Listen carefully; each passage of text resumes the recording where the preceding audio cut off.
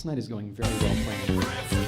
Welcome, everybody, to an episode of Old School, where we answer the question, was it tougher back in the day? Please welcome to the stage Marvin, Chester, and Cecil.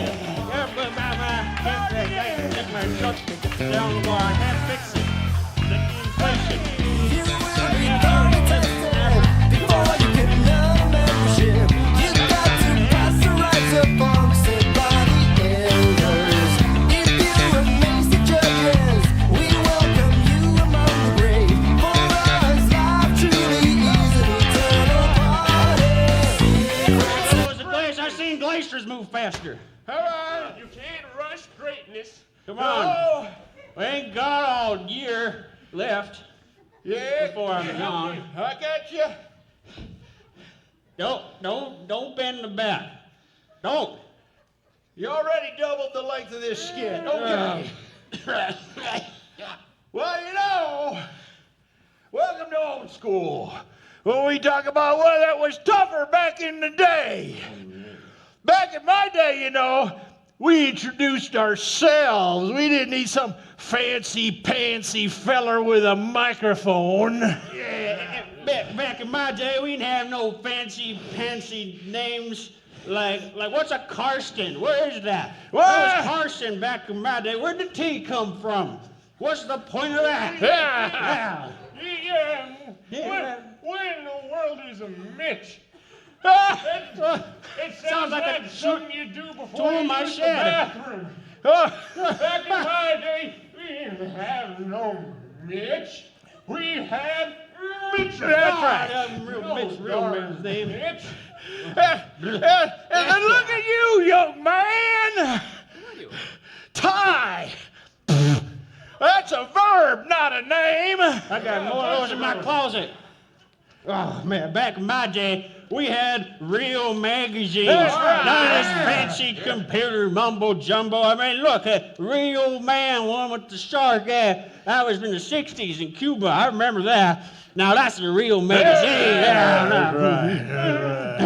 And back in our day, we didn't need no Uber Eats. We walked everywhere.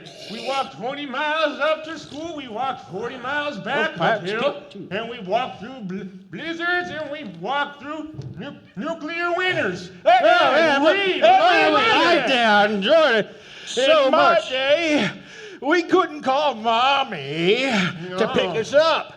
No, we just hoped she remembered she even dropped us off in the first place. And we liked it. Yeah. And back in my day, we had no fancy shooter light video games. We had to use our creative imagination. Right. We played dodgeball with rocks. Yes. And we liked it. Loved it. Loved it. And back in our day, we didn't need no helmets when we rode our bikes. No, just jump off. We jumped off cliffs and broke our skulls like a true man. Yeah, we liked it. Very much. In my day, we didn't have no special diets, lactose, gluten, government conspiracy. Yeah, administration, yeah.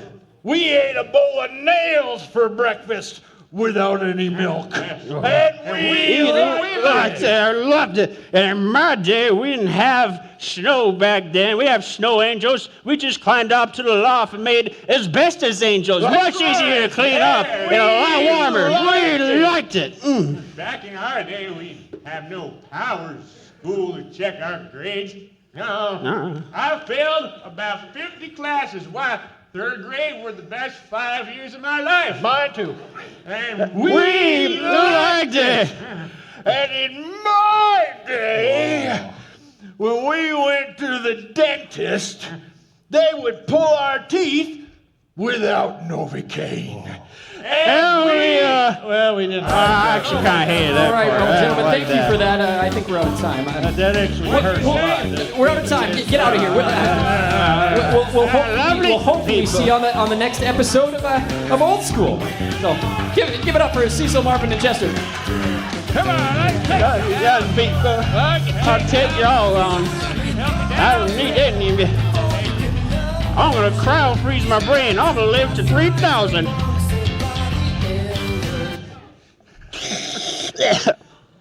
Missy, you can't rush greatness. I thought Hey, man, You guys, the that was school's faster not than all a right. glacier. You all have fun at your fancy worship. Oh, where's I'm the going to bathroom at? bed. Showing myself. and we liked it, right? That was special. Thanks, guys. That was special. That was definitely like a special thing It was jumping that you did for us. Thanks. and slumping. Well, good evening, Inspire. My name is Rob Pesky, and I'm so glad you could be here tonight. I do believe if you are here in this room or watching this service online sometime, that God's called you here for a reason. And it might be for a prayer, it might be for a song, it might be for something during the sermon, it might be for a really dumb skit, I don't know. Or it might even be just to be a good friend to the person sitting next to you. But I'm glad you're here, and I encourage you to look for whatever it is God has for you tonight. So, as we get started, if you don't know, my official title at Inspire is Pastor in Training. Okay, I'm working on it. I'm in seminary and learning what it means to be a pastor and all that stuff. And that basically means I'm making this up as I go. So cross your fingers, it'll be fine. A couple of weeks ago, Pastor Randy asked if I wanted to preach tonight. And I'm like, I'm like the new guy. I'm like eager. I'm like, yeah, I got this. Yeah, let's do it. I'm in. Yeah, whatever. Yeah, bring it on. Let's do it. And that was good. But I said that before I said the next thing. And that's important because I said yes. And then I said, what's the topic that night? And in that moment, I learned an important lesson. If someone asks you to preach, you ask what's the topic before you say yes or no. You with me? And so I said, what's the topic? And Pastor Randy smiled and goes, oh, the topic is suffering. And then I'm sure he smiled and skipped away, maybe whistling. I'm not sure. I was kind of spinning. I was like, cool, suffering. Yeah, cool, I can do that. Suffering, yeah. That's definitely not like a topic that people have struggled for 1,000 years to talk about and understand. Yeah, no, that's fine. That'll be a good first one for him. Cool, this will be fun. And as if that weren't enough, as he was walking away, he said, oh, by the way, could you do Good Friday also? And I was still kind of like spinning over this suffering thing. I'm like, yeah, sure. Wait, what? And then he said, thanks, and he shut the office door. Okay, so my job now is to talk about suffering and the day that Jesus died. And I'm terrified I'm becoming the depressing pastor. Okay, you guys, I'm really fun. I am. Not everything I do has to be sad. Okay, it's just this is what happens when you're in this. So anyway, I'm going to do my best. I think it's going to be good, and I'm going to try to keep it kind of light and keep us moving. But anyway, let's do this. Suffering. Can we all agree that we suffer from time to time? Okay, if you haven't ever suffered, please stand up. There's the door. You don't belong here with us. Suffering is kind of like part of life. That's kind of the point of the skit, if there was a point. It's like, it feels like our life is built around suffering. And whenever something bad happens to you, it's like the first thing someone says, well, that's nothing compared to my day. We had nails for breakfast or whatever it is. And I think that's kind of interesting because suffering is like built into our lives. And I think as a Christian, suffering's kind of an oxymoron. You guys know what oxymoron is? It's like a big fancy English term, oxymoron. Okay, you got it? Too slow. An oxymoron is when two seemingly opposite things get put together. Does that make sense? Yeah, I know you were. But I have a microphone, so I said it first, okay? Like an example is bittersweet. How can something be bitter and sweet? It doesn't make sense. Big shrimp, is that what you said? Jumbo shrimp, perfect. You got it. That's an oxymoron. And here's why I think suffering seems like it's an obvious oxymoron for a Christian. Christians believe that God is completely good. We also believe that God is all-powerful. If God is good and all-powerful, why do bad things happen? Have you ever asked yourself that? I know I have, and I think it's a real common. If you've never asked yourself that or been asked that, I would imagine someday down the road you will either ask that or be asked. Why do we suffer is a very common question that people ask, and I get that. I've asked that question myself, and it's not a simple question, but I'm going to try to give you about 3 simple answers about reasons that I think we have suffering. I'm going to do it quickly because I think there's actually a better question that we can ask than why do we suffer, but we'll get there in a minute. So why do we suffer? To me, there's 3 reasons, and the first one, and I think one of the main reasons is that suffering is some of the best evidence we have that sin is real. When we consider the idea that God is all-powerful and good, and suffering is real, we cannot separate the concept from the fact that we're living in a world that isn't the way God intended it to be. Does that make sense to everybody? In order for us to truly love God, he had to give us a choice. In the Garden of Eden, Adam and Eve made the wrong choice, and sin entered into the world. God loved us so much that he was willing to give us a choice. We could do it his way, or we could do it our way. And we chose our way. We were deceived by Satan and ate the fruit from the tree of the knowledge of good and evil. And before we get all judgmental on Adam and Eve, because I think that's kind of easy to do, for messing it all up, it's important to take a good look in the mirror. I think if you're honest with yourself, you'll find that you have made the exact same choice in your life, maybe even today. It might not have been so obvious as the Adam and Eve story, but we choose our will over God's all the time. In a world where sin exists, the devil has power.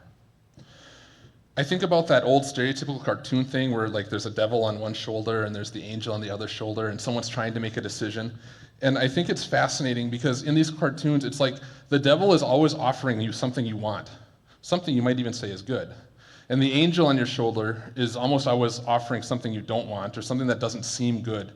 And we do that a lot. We even talk about it that way. We say the devil is tempting us with something. You know, it's like, oh man, I really want that car. The devil's tempting me. Well, and then when something bad happens in our life, the first question we ask is, why is God doing this thing? How come we have substituted what we know to be like a source of all evil as the thing that's offering us good things, and the thing that we think of as the source of all good, and that's responsible for the bad things? We kind of blame God. There's a famous movie quote, the greatest trick the devil ever pulled was convincing the world he didn't exist. When we talk about why we have suffering, we have to remember that for a time, the devil has power and will use it to torture you whenever he can. When we face suffering in this world, we should be aware that it likely doesn't come from God. He may allow it, but I think most of the time, it wasn't his plan and certainly wasn't his first choice. Does that make sense to everybody? Do you get what I'm saying? I'm trying to say that the world we live in now is sort of like a world at war. We know that Jesus has won the war. He died for us on the cross. But until he comes back to make all things new, there are still battles going on. And sometimes there's going to be injuries and there's going to be casualties in that until that final day. The next reason I think God allows suffering is that he knows it's a really, really good way to teach us. Have you ever heard the word humble? Okay, you know what the word humble means? He's not listening anymore. He's like, humble? You got it? Yeah? Too slow, I'm going to the next slide. Okay. One of my favorite quotes about humility is C.S. Lewis. Randy, you're welcome. Yeah.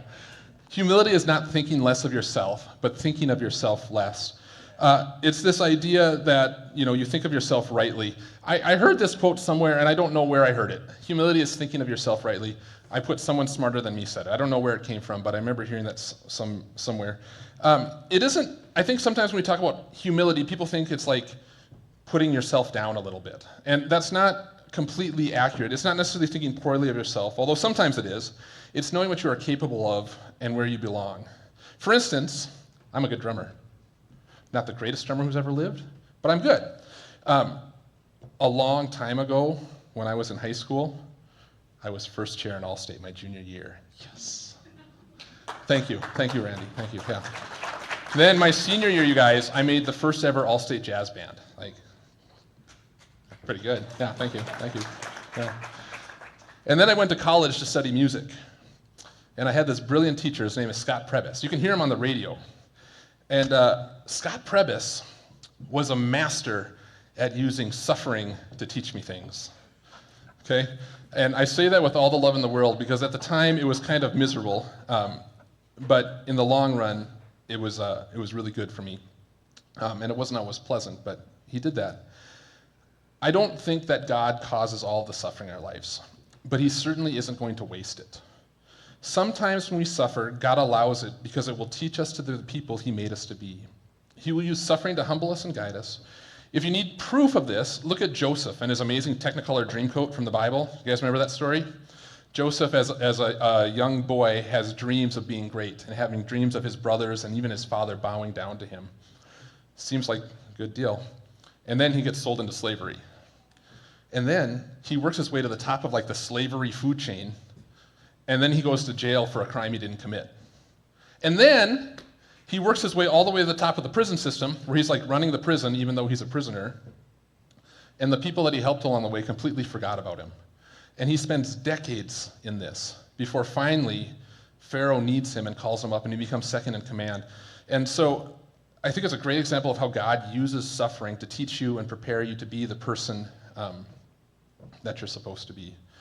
The third reason I think God allows suffering is that he uses it to test us. I don't think this is always the case, but I think sometimes God strips away what we are comfortable with to give us a chance to show our true selves. I'm going to be completely honest with you. I do not like this answer. I don't like it.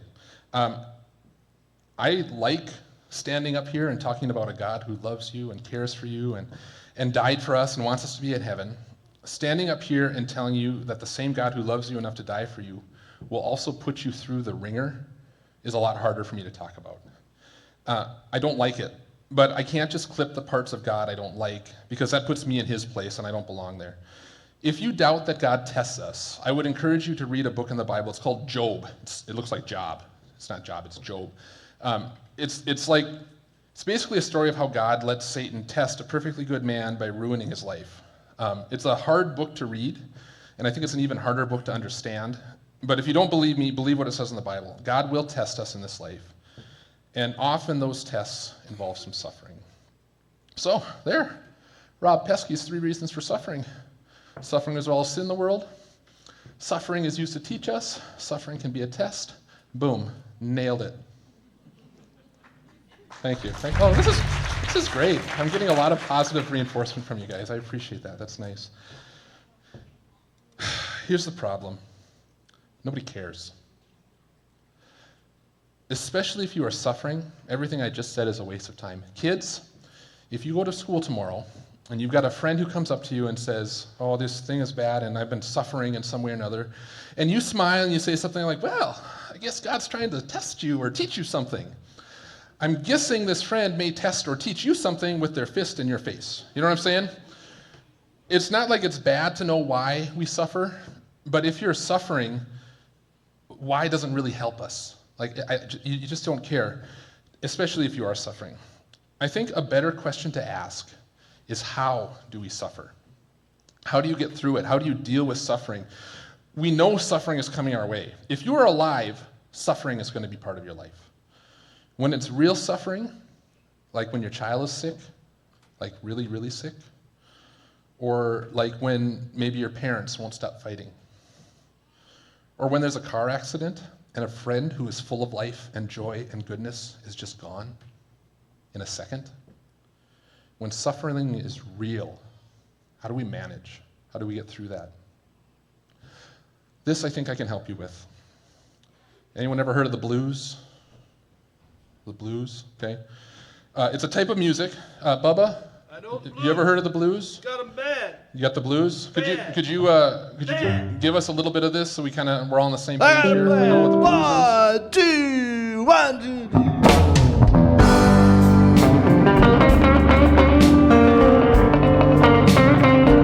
Everybody swing. Nobody loves me but my mother.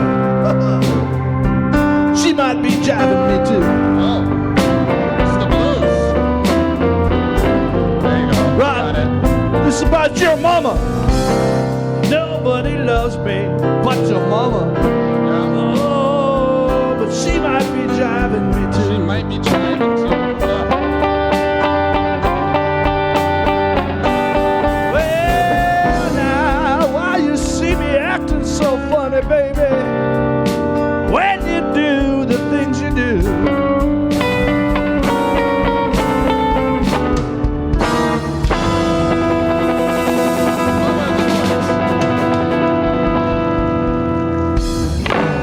Bubba and the boys. That's blue.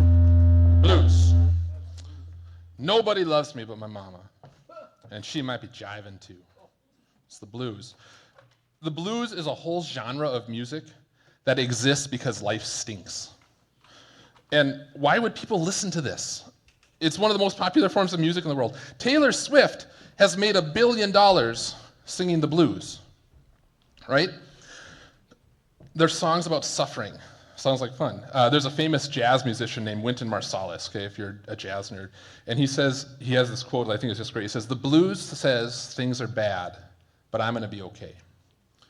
In the Bible, there's a word for the blues. They call it a lament. Look at your neighbor and say, lament. It's kind of a fancy Bible-y sounding word, right? Okay. It basically means the blues, okay?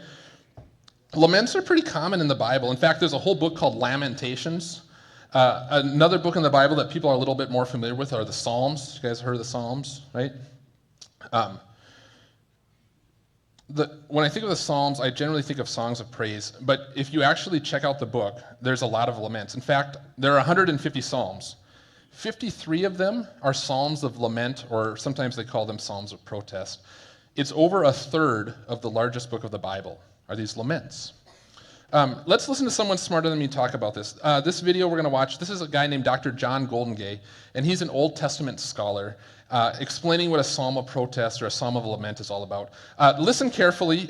He's got kind of like a British accent, and occasionally he's a little bit hard to understand, so try to focus and stay with him. A psalm of protest is one in which an individual or the people of God are saying to God, things are not working out the way they're supposed to. You're not behaving as God in the way that you should behave as God. What's going on? Are you asleep? And one of the things that I love about them most is the extraordinary freedom that they mean that people have in their relationship with God.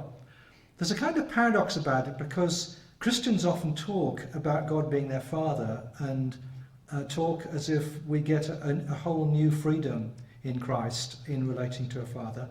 And yet they don't have actually as much freedom in relation to God as those Old Testament guys did, which is kind of funny and sad at the same time.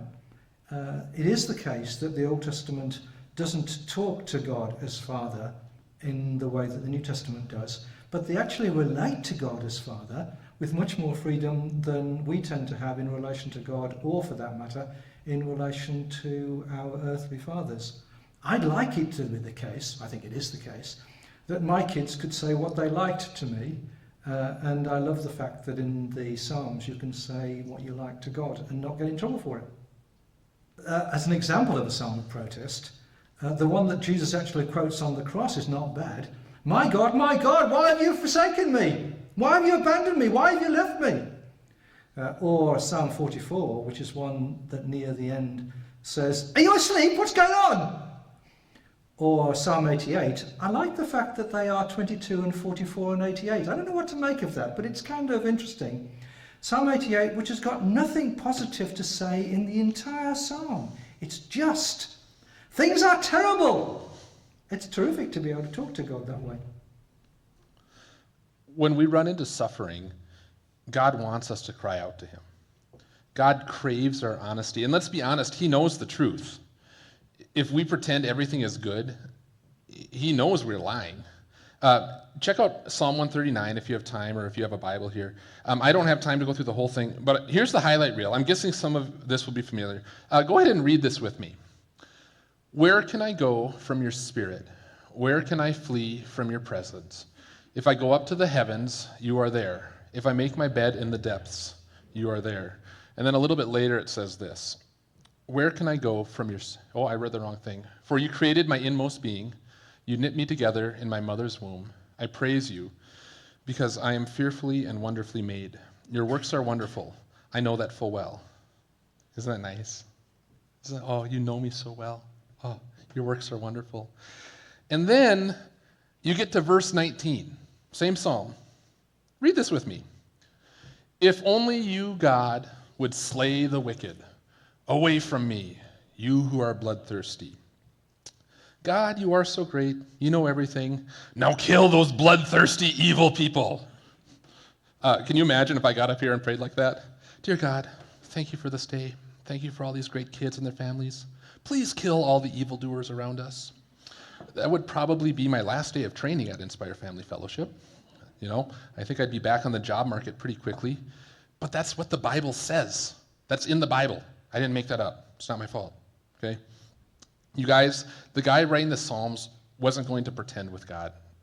He was angry, and he let God know. The psalmist could do this because he also knew that God is like a loving father. He wants us to bring our needs, our fears, our hopes, and our pain to him, and he can help us.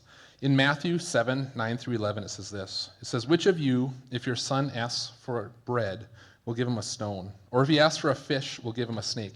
If you then, though you are evil, know how to give good gifts to your children, how much more will your Father in heaven give good gifts to those who ask him?"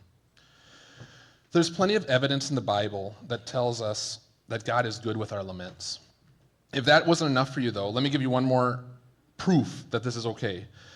Did you know that Jesus laments in the Bible? The guy in the video talked about it a little bit. I feel like if there's anyone in the Bible ever who shouldn't lament, it seems like Jesus shouldn't. I mean, he is the all-good, all-powerful God. He knew exactly what was going on. But when he was hanging on the cross, he said the words, my God, why have you forsaken me?" And that's not a random phrase. He's quoting Psalm 22. My God, why have you forsaken me? Why are you so far from saving me, so far from my cries of anguish? My God, I cry out by day, but you do not answer. By night, but I find no rest. You are enthroned as the Holy One. You are the one Israel praises. In you, our ancestors put their trust. They trusted and you delivered them. To you, they cried out and were saved. In you, they trusted and were not put to shame. But I am a worm, not a man, scorned by everyone, despised by the people. All who see me mock me. They hurl insults, shaking their heads. He trusts in the Lord, they say. Let the Lord rescue him. Let him deliver him, since he delights in him.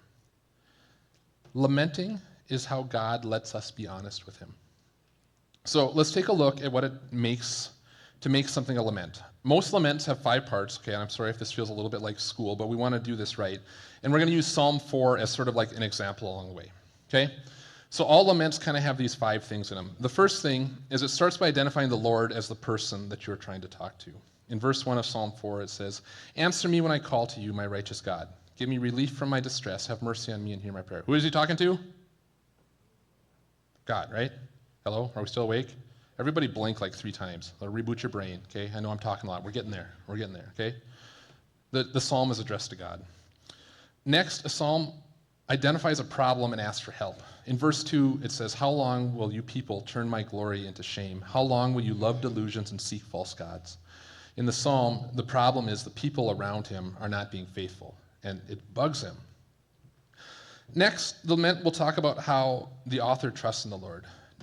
"Know that the Lord has set apart his faithful servant for himself. The Lord hears when I call him." This part is important. See, God doesn't want us to whine. He's not interested in grumbling, okay? He's interested in a relationship with us. And that's why this part of the lament is so important, because it shows that you understand that even though you are unhappy, you acknowledge that he is God and you are not, that we must trust him, even if we don't like what's happening. Okay, the fourth part is where you ask God to help solve the problem. Basically, this is where you get to ask God to do something. This is my favorite part, okay? God, what are you going to do? In verse 4 through 6 of Psalm 4, it says, "Tremble and do not sin. When you are on your beds, search your hearts and be silent." He's telling the people what they can do to restore themselves. "Offer the sacrifices of the righteous and trust in the Lord. Many, Lord, are asking, who will bring us prosperity? Let the light of your face shine on us. Fill my heart with joy when their grain and new wine abound." And then the final portion of a lament is a statement of praise or thanksgiving. It says in verse 8, "In peace I will lie down and sleep, for you alone, Lord, make me dwell in safety." This, again, is really important because it protects us from whining, okay? We don't want to whine. And it maintains worship of God and acknowledge that we are not God and that he's in control. Okay, I'm sure you're ready for me to stop talking. I'm done talking mostly for a while. So this is the fun part. We're actually going to write laments tonight, okay? So Carol, you and your team and your people can come up. They're going to pass out cards to you, and there's pens and pencils, and if you've got something to write on, you can do that. So basically what we're entering now is the pop quiz portion. Were you paying attention, okay? What I'm putting up on the screen, and we're going to leave this up here for a few minutes, is 2 ways that you can write a lament, okay? The first one I call it the fill-in-the-blank version. All you have to write on your card is the sentence there, and then you fill in the blank at the end. Does that make sense? It's like a Mad Lib. You can make up your own lament that way. If you're interested in making it a little bit more personal, if you're interested in going a little bit deeper, the instructions on the left is basically just the 5 different parts. Guys, the rules on this are not tight. I am not an English teacher. I'm not going to grade this. There's no pens involved. There's no red ink. But try to get all of those things in there and have a real honest conversation with God. Before you go too far, when you're done with this, Pastor Ernie and Pastor Randy and I, we have baskets around here somewhere. Oh, Randy's got them. And we're going to spread out. We want you to bring us your laments when you've written it, okay? And if you want to put your name on it, you are welcome to do that. If you want to stay anonymous, you can stay anonymous and not put your name on it. But what we are going to do over the next week is we are going to go through them and we are going to pray these laments on your behalf, okay? We want to partner with you in whatever it is that you're suffering or whatever you're dealing with, and we're going to lift those up to God. And I think that's it. Does that make sense to everybody? Okay? And by the way, adults, you need to do this too, okay? I know adults suffer from time to time, okay? So you're not above this. So go ahead and writing. While you're doing that, the band's going to play a song. If you want to sit and listen for just a minute and get yourself in the mode, that's just fine. When you have turned in your lament, just go back to your spot and the band will finish the song and we'll get back to worship in a minute. But go ahead and take a couple minutes and write while the band plays the song.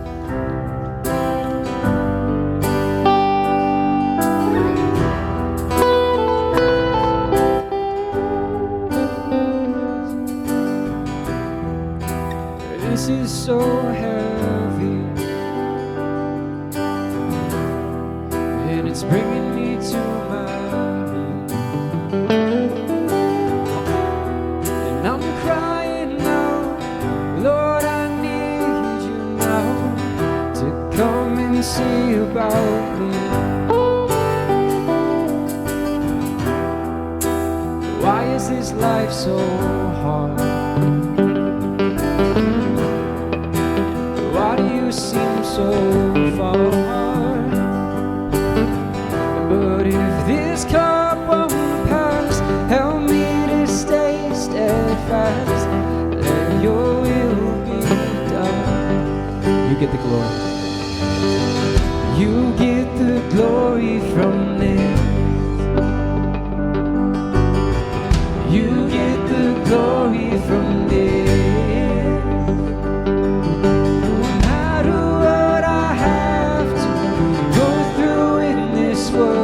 As long as you get the glory from it, you get the glory. You get the glory from it. You get the glory from this. No matter what I have to go through in this world, as long as you get the glory from it. This is my cross to bear. This is my story to tell. And no matter what I've gone through, I've been tried and came out true. So let your will be done. You get the glory.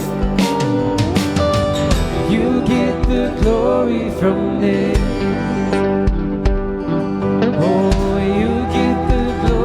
From this, no matter what I have to go through in this world, as long as you get the glory from it, you get the glory. Oh, you get the glory from this. You get the glory from this.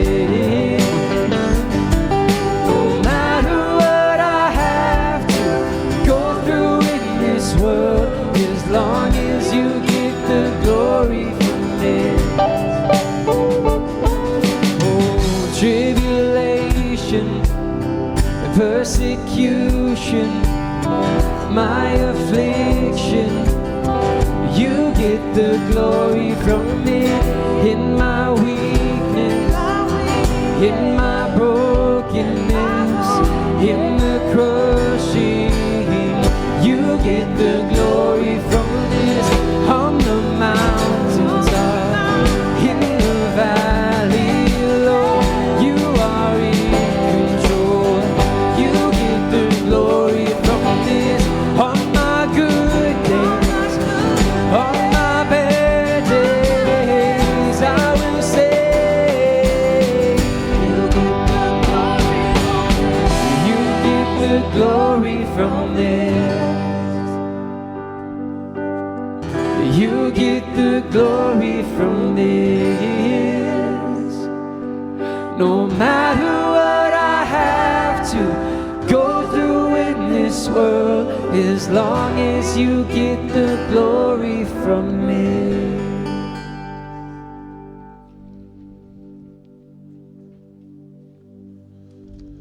If you're, if you're still finishing up, that's fine. We'll keep walking around with the baskets. We're going to move back into like regular worship now. But before you do that, you have one more little bit of homework. I can't escape this teacher life, you guys. I want you to share your lament with somebody this week. Okay? It might be a family member, it might be a friend, someone you trust, someone you know cares about you. And if you're sitting here and you're feeling like, I can't tell anybody about this, nobody cares for me, or there's no one that I trust enough, I want you to look around the room. This is Inspire Family Fellowship. And you can't put family in the name if we don't take care of each other. Okay? I guarantee you there's someone in this room who would love to hear from you and would love to lament with you. And it might be one of the pastors, it might be one of your youth leaders, it might be the friend sitting next to you, it might be your parents sitting behind you. If you really can't think of anybody, before you leave today, find somebody in this room and say, hey, can I call you later this week? And lament together. It's how God intends us to process suffering. That was his plan. And then part 2 of your homework is I want you to look for someone suffering this week. You know it's there. It's in the lunchroom, okay? It's definitely in like AP classes, okay? And I want you to lament for somebody this week, okay? Ask them how they're doing and mean it and talk to them. And again, adults, this is you too. This is not just about the kids. We are called to take care of each other and to help each other, right? When the service is done, I'm going to be hanging out over here. If you want to come talk to me, if you want to pray, I would love to pray a lament with you. I know you just turned them in, but we can talk about it. That'd be great. But before you leave, connect with somebody and make sure you've got a plan to get together and lament. Sound good? Love you all. Have a great week. Ty, let's worship.